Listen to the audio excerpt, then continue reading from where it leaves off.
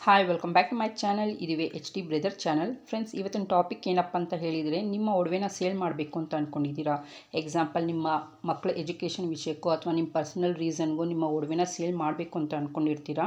So sale ಮಾಡೋದಕ್ಕಿಂತ ಮುಂಚೆ ದಯವಿಟ್ಟು ಯೋಚನೆ ಮಾಡಿ. ಯಾಕಂತ ಹೇಳಿದರೆ, ಇವಾಗ ಫೇಸ್ಬುಕ್ಕಲ್ಲಿ ಮತ್ತು ಇನ್ಸ್ಟಾಗ್ರಾಮ್ನಲ್ಲೆಲ್ಲ ಹ್ಯಾಡ್ ಬರ್ತಿದೆ, ನಿಮ್ಮ ಚಿನ್ನಕ್ಕೆ ನಾವು 20,000 ಕೊಡ್ತೀನಿ ಅಂತ. ಸೊ ಚಿನ್ನದ ಬೆಲೆ ಓಡ್ತಿರೋದೇ 14,000 ಅವ್ರು ಹೇಗೆ 20,000 ಕೊಡ್ತಾರೆ ನಿಮಗೆ?